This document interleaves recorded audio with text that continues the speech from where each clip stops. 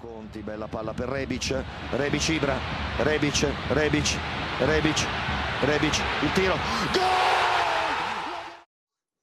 Hello everyone and welcome to another episode of the SempreMilan podcast. I'm your host, Ollie Fisher, joined once again by Anthony Torgrud. What's up, guys? We got a big special episode. I'm happy to be here. We also have Madison with us as well.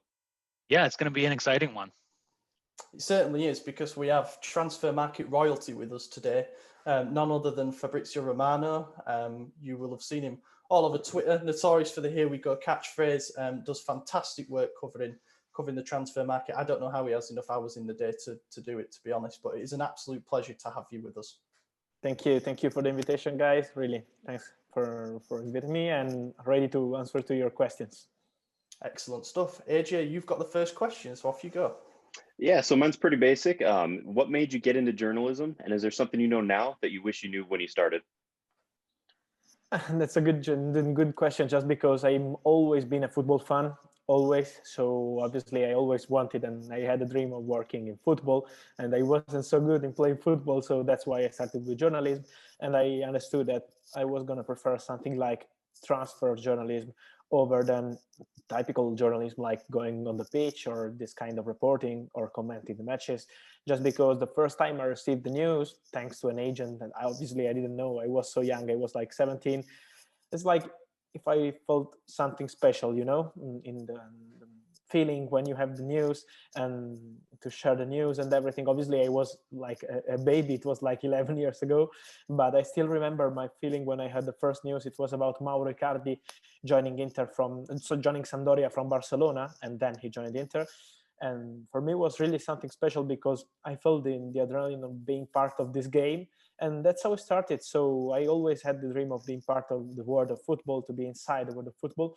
And I would say that has been really great for me. I still love this work every day. Every time, obviously, sometimes I'm tired, but I like it. I like it just because I'm talking about football.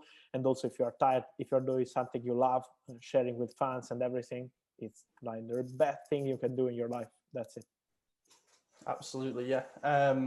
So I've just got a question on Milan specifically, because obviously we're top of the league. Not many people expected it, despite our end to the last season. But what are your thoughts on the way the club's being run at the moment? Obviously, we've got an American ownership in Elliott management. We've got Maldini in a position of power.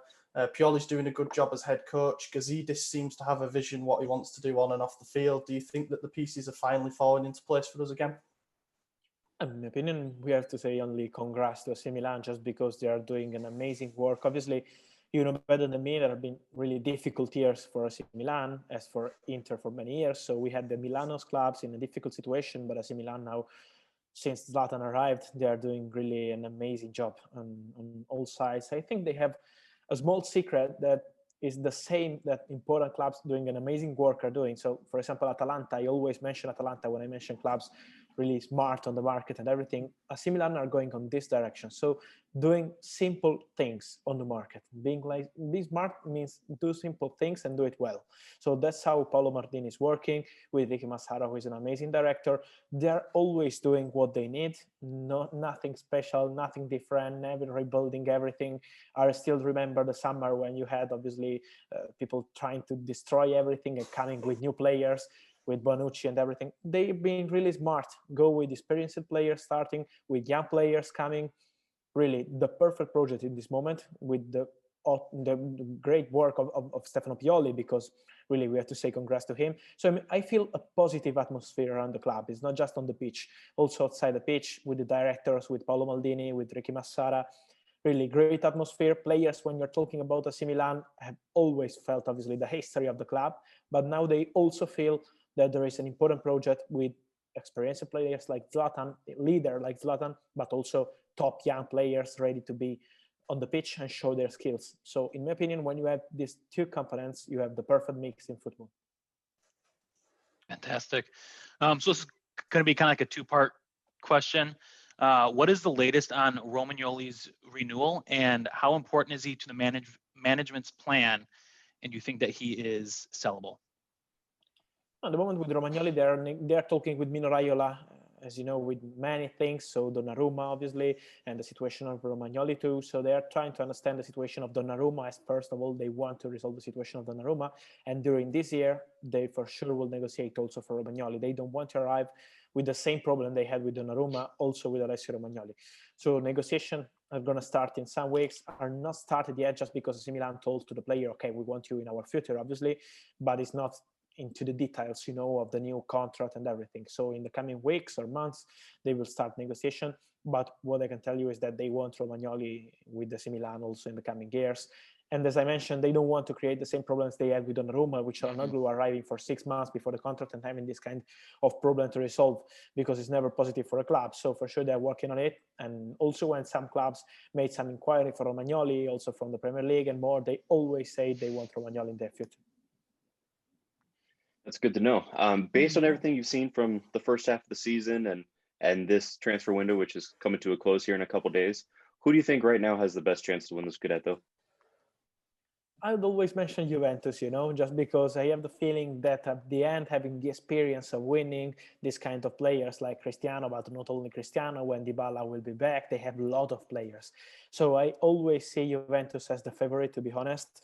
But I think AC Milan are doing an amazing work, just because, as I was mentioning, for outside the pitch, when I mean with the club and the directors and everything, also I'm told in the dressing room, when you have this kind of special atmosphere, it remembers me when the first year of Antonio Conte at Juventus, do you remember, for the Montari goal? It was a terrible one for AC Milan fans, I know, but the same feeling today is for the team of AC Milan. So you have a positive atmosphere, players ready to fight. They feel they are doing something really special. If you think where were AC Milan 1 year ago and where they are right now, so they feel they are doing something incredible. And that's why when you have this kind of atmosphere, I'm sure they will fight to win the Scudetto till the last match. But I want to say, keep an eye on Juventus, because I see many people here in Italy talking about Inter and AC Milan and never considering Juventus as serious contender. But I think that they, till the end, will be in the race too, with AC Milan and with Inter, obviously. But I would say that AC Milan will fight till the last match, because really, when you have this kind of atmosphere, when you have this kind of club with good atmosphere around, and when you have Zlatan Ibrahimovic, you can fight with the Scudetto.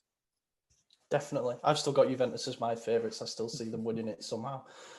So as a bit of a continuation from the last question, this feels like such a distant memory now, but we were told by basically every source going that Ralph RhindTutt was going to arrive as our manager, head coach and director kind of thing. How close was that to happening, and why did it break down? Was it just as simple as the management saying, no, let's keep going with something good? It was really, really, really close, more than close. They had different meetings with Rangnick. They were ready to appoint Rangnick as new manager. Then I think that Paolo Maldini and Ricky Massara have been really fantastic to make understand to people like also the owners of AC Milan and Ivan Gazidis and all people in the club that it was so important to continue with Pioli and not changing again everything year by year just because Pioli was doing an amazing job in the dressing room, outside the pitch, talking with the players, talking with the management. So changing everything, also if they planned for this change, it would have been a mistake for AC Milan. So that's why Paolo Maldini was doing a great job. On this side, they lost Zvonimir Boban because of this, of Rangnick. So we know that it was absolutely true, and they were working to get Rangnick as new manager. And it was really one step away from being completed. But the situation changed. It's normal in football, I would say, just because in football today you have a situation and tomorrow everything can change. So it's like a jungle, and we know better than it is, just because also in transfer it's absolutely the same. But he was really, really close. It was a totally new project for AC Milan with young players coming from other countries. So it was something really new. But they decided to go with Pioli, and as I mentioned, in my opinion, changing again. Also, if it was an interesting project with, as I mentioned, young players, good manager, good vision also for the future, okay, but you have a good situation right now, so never change what is working. And that's been key for AC Milan to be first on the table right now. So do you think it was more on AC Milan's call then to continue with Pioli than Rangnick dropping out? Yes, from what you said. In Yeah. my personal opinion, yes. In my personal opinion, yes. Just because, just to change again, it's a problem. Changing in football is always a problem. In my opinion, the good managers are the ones that you have a situation and you try to fix the situation with your team, with your players. changing every season, every summer is too easy and never is giving some results. So in my opinion, the great work of Pioli was saying, okay, I don't want to change and to destroying everything. Give me Ibrahimovic, stay with this team, and we can do great things. And that's what he did. So yes, in my opinion, they have been really good with this decision, also for the future of the club, because some players like Ibrahimovic himself, but not only Ibrahimovic, weren't so happy with the possibility of changing again, going with Radnik, different manager with different culture, with different idea about young players. He wasn't against players like here, like Ibrahimovic. He wanted to destroy everything they did and only keeping young players. So, you know, they were going so well after the pandemic situation, and changing everything wasn't so smart. So in my opinion, they've been really on the great side. And I think the pitch is speaking for Pioli and for his team. Fantastic. Kind of a follow-up from the last one. What is going on with Donnarumma and Çalhanoğlu's renewals? What have the complications been, and do you think they're going to close them soon? Yes, the feeling around the club is that both can stay at AC Milan. So at the moment they are still so optimistic, but there is no agreement made yet with Donnarumma and with Çalhanoğlu. Çalhanoğlu is really close just because they're negotiating by weeks. So it's not done, it's not signed, but they're negotiating about his salary. So they're getting closer. They had different meetings with his agent, Gordon Stipcic. So at the moment, they are really optimistic with the situation of Çalhanoğlu. With Donnarumma, it's a bit different because Mino Raiola is involved. When Mino Raiola is involved in this kind of deal with 6 months of contract, it's really, really dangerous for the club. But what I say is that AC Milan are really optimistic also with Donnarumma, first of all, because they know that the player wants to stay. And when a player wants to stay, and when a player is in love with the club, and when the club is on the right way, just because it's a new club AC Milan this year, as we know, as we mentioned about the situation after pandemic. So at this moment, it's not just love between Donnarumma and AC Milan. It's also something interesting about the project of AC Milan. Donnarumma knows that next season he could play the Champions League with AC Milan finally, as he deserves, and also that the project of the club is, okay, we can win. We don't know if this season, just because AC Milan say, okay, this season we want to be back in the Champions League. If we win the Scudetto, we are so happy, clear, but we are going for the Champions League. And next season they want to build to win and to show their skills also in the Champions League. So Gigio understands that in this moment, he has the opportunity of winning with AC Milan, and that's why they are really optimistic to find an agreement. There is still no agreement about the salary, because the last bid from AC Milan some weeks ago was around the same salary he has right now, around 6.5 million euro after taxes per season, to be extended for more season, 4 or 5 years. And Mino Raiola wants more for Donnarumma, more than this. He wants to be the most paid player in AC Milan. So at the moment, there is no agreement yet, but they are going to negotiate also in the coming weeks. And when a player wants to stay and the club wants to keep the player, I think the positive atmosphere is important. Then you have to sign the contract with Raiola, remember. Yeah. Yeah, that's good news, though, about the optimism, though. We really need them to stay, to be honest. Right, so some questions then from our Twitter followers. We'll start with one on the striker situation. Obviously, we've signed Mario Mandzukic on a short-term deal, which could be extended. We've got a question from Pipoino and at that Milan fan, just combining them into one. Do Milan have a chance of getting Erling Haaland? And do Milan have a chance of getting Andrea Belotti? For Haaland, I would say that it's a complicated situation, but not just for AC Milan, it's also for other clubs, you know, because the player is happy in Dortmund. He's really happy in Dortmund. He's in Dortmund since 1 year. He's playing Champions League football. He's scoring goals. He's happy with the project of the club. So changing after 1 year wouldn't be so smart for him, also because in 2022, he has a release clause for 75 million euro. So big opportunity to make money also for him and for his agent for the contract. And his agent is always him, Mino Raiola. So at the moment, I think it's really difficult to go with Holland next summer, but not only for AC Milan, it's in general. Then if you want Erling Haaland, you have to spend more than 100 million euro next summer. And it will be really, really complicated, especially if we'll be still in the pandemic situation.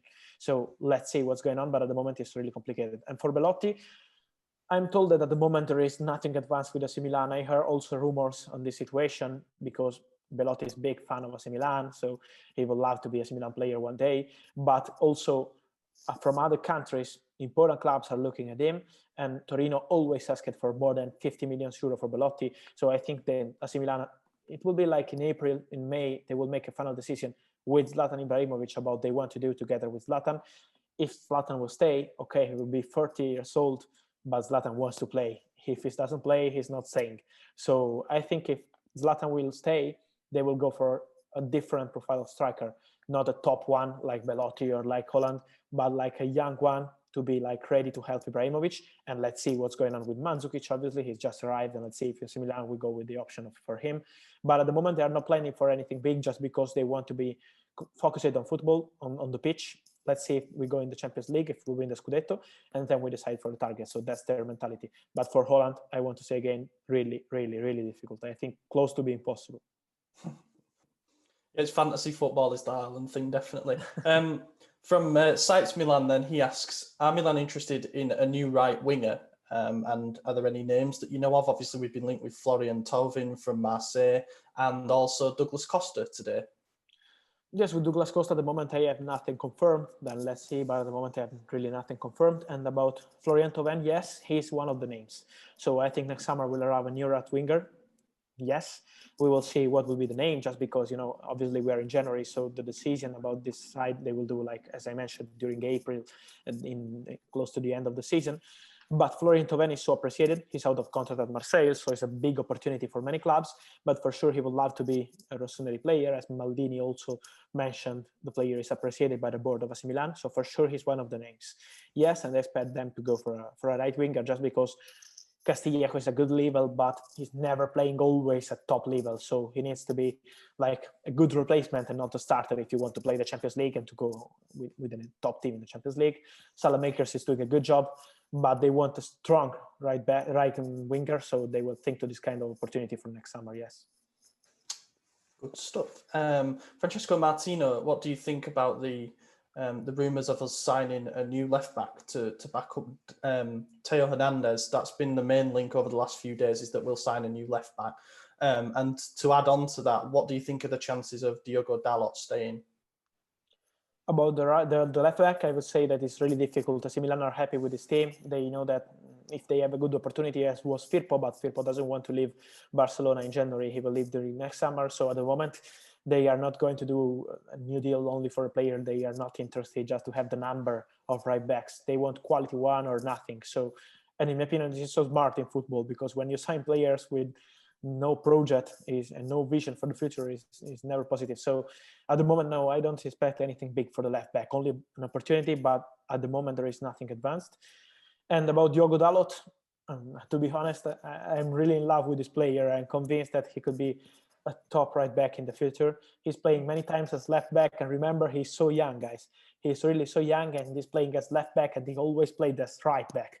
So sometimes people are going against him, saying, okay, he's not a left back. He's not a left back. He's a right back. So obviously he found Calabria having a great season this year, so not easy for him.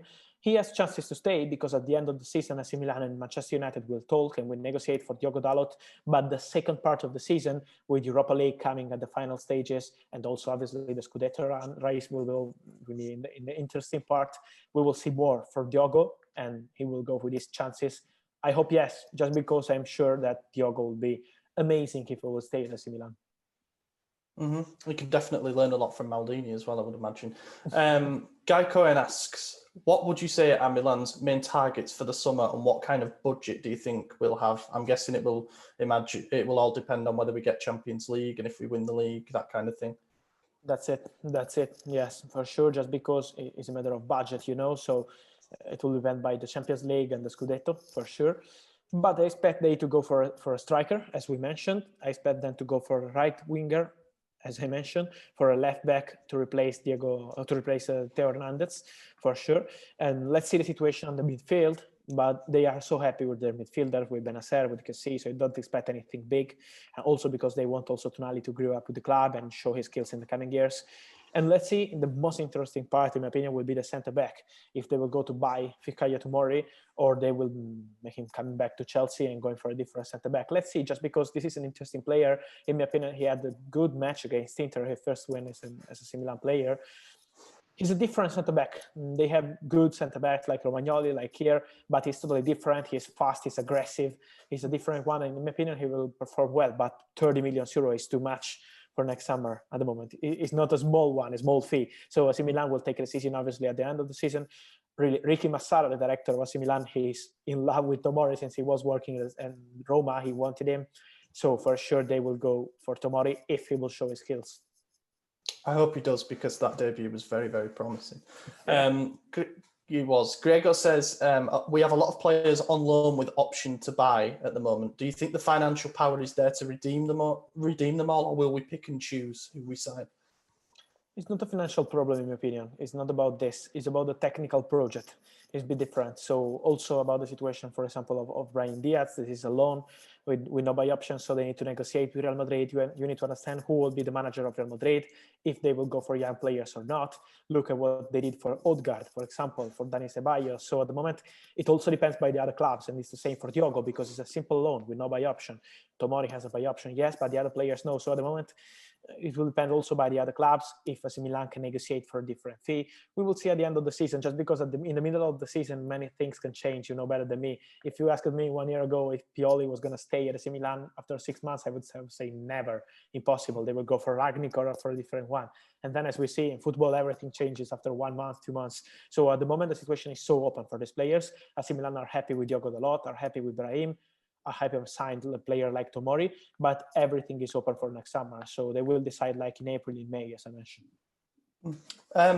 There's been some rumours that we will meet with the agent of Ismail Benacer to discuss the release clause, because Maldini's a bit worried about it. Obviously, 50 million euros is a high release clause, but I think the idea was that the management are still worried that a team like a Man City or a PSG might come along and pay that money. I'm told at the moment there is nothing advanced negotiation between the agents of Benacer and AC Milan, obviously because AC Milan priority is to work on the contracts of Donnarumma and Çalhanoğlu, as we know, and then with Romagnoli and more. But for sure, they don't want to lose this player. They want Benacer to stay. It's true that there is clause for 50 million euro, but at the moment, the player is not asking to leave. So also when you have release clause, you have to consider the player position. At the moment, he's so happy with the club. He's totally focused on coming back on the pitch. So at the moment, there is nothing advanced on the market side for Benacer. AC Milan are happy with him. And obviously, after Çalhanoğlu and Donnarumma, they can open negotiation also with Benacer. But at the moment, the total focus in the club on the contrast topics is with Donnarumma and with Çalhanoğlu, 100%. And you mentioned before about how we want to avoid a repeat of the Donnarumma and Çalhanoğlu situation by not letting contracts get 6 months from the expiry. Do you think that means that we'll start talks, or have we started talks already for Kessié and Calabria, because they're expiring in 2022? Yes, with these two player negotiation like started, just because obviously, as you mentioned, for Romagnoli is the same situation. So it's not talks like, okay, we are in the details, but they're just talking to the players and to the agent to say, we want you in the future and we want to talk with you about a new contract. So they are not in the details of the new salary and everything, but they have started to open negotiation with this player, and let's see in the coming weeks and in the coming months what happens. But for sure, for Kessie, they are so happy, and they have to be honest, because many clubs wanted Kessie also when the player wasn't performing with AC Milan, and the board always been defending this player. They always wanted him to stay. 1 year ago, Inter wanted him from Antonio Conte. Is a big fan of Kessie, and they always say no chance, we want to keep the player. So for sure they will negotiate with him for a new contract, and let's see if they can find an agreement. And about Calabria, I think the pitch is speaking for him, just because this season he's been amazing. So for sure they will negotiate for a new contract. He had some chances in Spain because a lot of Spanish clubs are appreciating him, but he's happy with AC Milan. He's in love with the club. He's born with AC Milan, so it's normal also for him to stay and to negotiate a new contract. We got a question from Giancarlo Corbo, who asks, do you have any news on the new stadium situation? Obviously, Milan and Inter want to build a new state-of-the-art stadium. And how important do you think it is for both clubs? It's so important. I don't have any news just because the stadium side is really crazy. So to be honest, I'm not so well informed, just because one people say one thing and other people say different things. So it's really changing like week by week, and it's not related to football people, you know, it's more than like politics than football in this case, because of the city, of the major of the city and everything. So it's a complicated topic, but for sure it's so important. It's part of the growth of both clubs, Inter and AC Milan. So for sure it's so important. They want a new stadium, but at the moment the situation seems still blocked from what they say. So they're waiting for authorization, you know, as I mentioned about the politics situation here in Milano, but still nothing like imminent for AC Milan and Inter. More a question on your sort of journalism career from Walid Alvi. How did you, from where you started when you were younger, how have you come to be one of the biggest and most reliable sources in the sport? Is it just through meeting agents, talking to agents, that kind of thing? First of all, I have to say thank you for the kind words, and yes, being respectful, working for this. To be honest, my private life these 10 years has been really complicated just because I'm so lucky to have my friends that work with me. So I'm so lucky just because we are always together and I have no problem by this side. But for example, when I mentioned private life, like family or this kind of things, it's really complicated, but I like it. I like it just because I'm thinking to my work. I love my work. I love talking about football. So if you want to be a transfer journalist, you have to be prepared to make really, your passion has to be in the center of your life, more than private life, more than enjoying life. For example, during the summer is complicated just because you can never be without the phone. You know, it's normal for a 25 guy to be without the phone during the summer with your friends and more. In my case, it's not like this, just because I'm always checking my phone. So it's a beautiful life, but also you have to remember that you have to think 24 hours to this work. If you don't want to think 24 hours to journalism, you don't have to be a transfer journalist. So that's it. How I did also, thanks to Sky, obviously, I have to say thank you to Sky team, just because we're working as a team. So they're helping me with the contacts when I was so young, like 10 or 9 years ago when I started with Sky. So working with people like Gianluca Di Marzio and more, working together is so important. And also going around the city, because living in the center of Milano helps you to go around, like in the restaurants, in the hotels, meeting new people, knowing new sources. This is so important. I see a lot of people that don't like to go around the city and meeting because now you have the phone and everything, but meeting the people directly, showing that you are respectful and you just want to help them, and having the news obviously is something so important. So for me, going around the city for like 9 or 8 years has been really the key to become a football transfer journalist.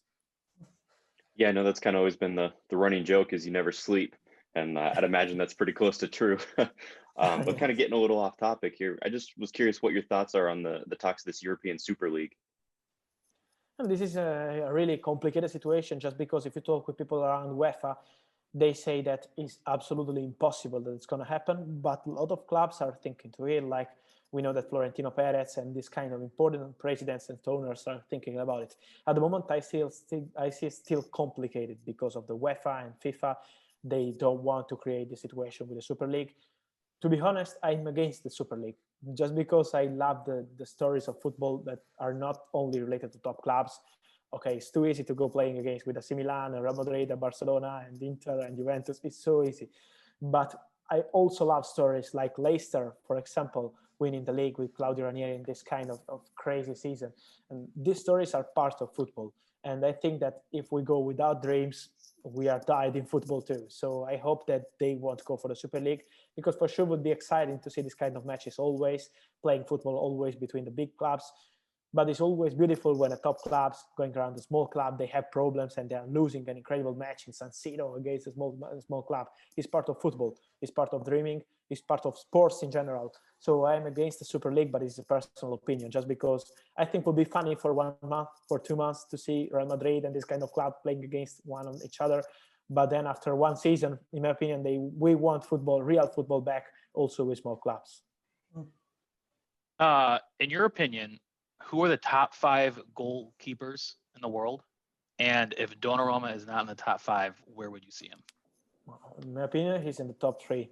Yes, I love Donnarumma. I think he's so underrated. I see some people sometimes in the social media coming from other countries, and they probably never see Donnarumma playing, if not in the derby or against Juventus, but they don't know the value of Donnarumma just because he wasn't playing like in the Euros yet. He will, or in the Champions League, or in the World Cup. But in my opinion, being a 21-year-old guy, having this kind of caps as a AC Milan player, this kind of leadership, this kind of talent, in my opinion, Donnarumma is the top 3 because of the age. If it was like 25 or 26, I would say, okay, in the top 10. But because of the age, in my opinion, it's in the top 3 for sure. I'm convinced it's between the best in the world. I would say with Ter Stegen, and yes, it's never easy to make like a top 3, top 5, okay. But I would say Donnarumma is in the top 3, yes, just because I'm convinced that he's one of the most talented players in the world. And next season, I hope AC Milan are playing the Champions League, so all people can see how Donnarumma is an amazing goalkeeper and leader, and is always ready. Also, when some big appointments coming, big clubs, big matches, He's always concentrated, always focused on the pitch. What a player.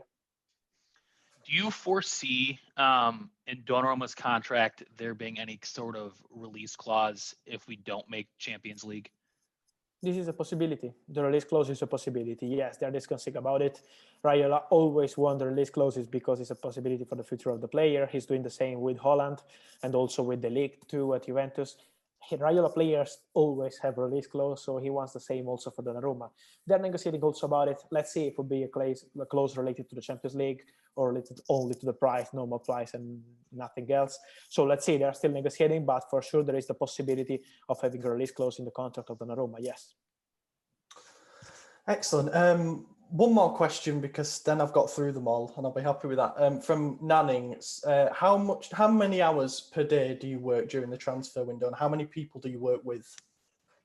How many hours is like all day, just because during the window I'm really focused all day on my work. I wake up and I always think to my work. Then if you mean working, being live on Sky is different, but for me working is also calling people, sending messages, trying to find news. So I'm all day connected during the window, all day.